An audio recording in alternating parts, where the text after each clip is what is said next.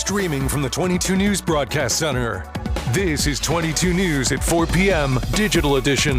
Hey, happy Friday, and thank you for joining us for 22 News at 4 o'clock. I'm Nick Oresco. Dry conditions and windy conditions are back, and that means a red flag warning is back in effect for western Massachusetts. Let's bring in 22 News Storm Team meteorologist Brian Lapis. We got some wind and some dry weather. That, of course, increases that fire risk. Yeah, the National Weather Service just extended the red flag warning through 6 p.m. tomorrow, so there is that. We'll talk about that in just a second. First off, though, traffic is actually looking pretty good. I-91 from Springfield to Sunderland is running smoothly, and the Mass Pike, both east and westbound and both east and west of the Connecticut River, also looking pretty good. There is a little bit of a slowdown, the usual spot here where I-291 merges with 91 south in Springfield, but no major problems there. So again, we're in pretty good shape. Let's take a look at the red flag warning now. And as I just mentioned, the National Weather Service, in cooperation with our local fire agencies, has extended the red flag warning until 6 o'clock tomorrow evening. Do not burn outside and make sure smoking materials are completely extinguished. And this is at least part of the problem. We have this steady breeze. It's not even annoying, but it's a noticeable breeze. 18-mile-per-hour wind right now. Westfield 13 miles per hour, Orange, and 12 miles per hour in Springfield. Temperatures, as we expected, are in the mid to upper 50s. 55 in Northampton, 59 Westfield, and 56 right now in Orange. Our clouds and radar showing the makings of a pretty nice night by mid-November standards. By the way, full moon tonight, and you'll be able to see it with the clear sky overhead. We'll track the continued dry weather through the weekend with our 22 News Storm Team 7-day forecast. Thousands of students in the eastern part of the state are out of school as a teacher strike continues in 3 North Shore communities. Educators in Marblehead, Beverly, and Gloucester are all walking the picket lines. They're asking for paid sick leave, benefits, wage increases, and school safety measures. Gloucester and Beverly students are now spending a 7th day out of school.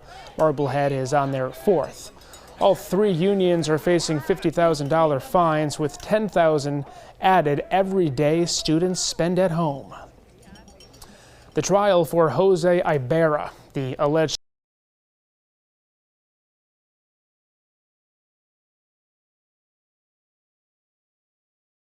death. Prosecutors have said they will not seek the death penalty, instead asking for life in prison without parole. Shortly after his arrest, federal immigration officials said he illegally entered the U.S. in 2022 and was allowed to stay to pursue his immigration case. World leaders representing the Pacific Rim are meeting in Peru today for the Asia-Pacific Economic Corporation Forum. The heads of government attending include President Biden, China's president, and Canada's prime minister. For the first time since last year's APEC forum, Biden will meet one-on-one with the Chinese president Saturday. Officials say Biden will also use the summit to press allies to keep up support for Ukraine and persist in negotiating an end to Israel's wars in Lebanon and Gaza. General Motors announced a new round of layoffs today. The automaker laid off about 1,000 employees in an attempt to cut costs and realign priorities amid changing market conditions. A majority of the employees impacted were at the automaker's Global Technical Center in Warren, Michigan. A small number of hourly employees were included in those layoffs. The company is targeting $2 billion in fixed cost reductions this year. GM also laid off more than 1,000 salaried employees in their software and services organization in August. Back now with Brian Lapis. We got close to 60 degrees today, Brian. Yeah, we did. A couple of spots were up at around 58 and 59 degrees, so the mild air continues after a cool start, and it looks like we're going to be in that neighborhood over the weekend as well. Clouds and radar right now showing what you see outside your window. Blue sky, a little breeze out there, but all things considered, a nice night on the way. I expect evening temperatures for the most part will be in the low 50s and then dropping through the 40s. Notice 5 o'clock here this afternoon into the evening hours, mostly clear. Breeze through about 10 o'clock, and then that wind will back off quite a bit. From scattered clouds, that's about it. I'll call it mostly clear here for tonight and overnight. We start tomorrow morning in the 20s and 30s here at 6 o'clock, but another bright day. Notice noontime, plenty of sun, and then sunshine through the afternoon. A little breezy as well with a northwest wind out of the northwest at 5 to 15 miles per hour. High temperatures again 56 to 60. We'll track our next chances for rain on 22 News at 5. Emmy-winning late-night talk show host and podcaster Conan O'Brien will host the 97th Academy Awards. This will be O'Brien's first time hosting the Oscars. O'Brien got his start behind the scenes on Saturday Night Live and The Simpsons as a writer before going in front of the camera to host NBC's Late Night with Conan O'Brien and The Tonight Show.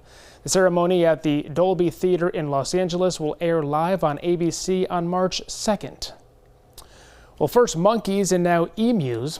People in South Carolina have spotted a few of the exotic birds on the loose. They belong to 71-year-old Artie Morris, who is currently battling cancer. Morris owns 3 emus. 2 of them got loose back in June. He says the animals are nice and will eat out of people's hands.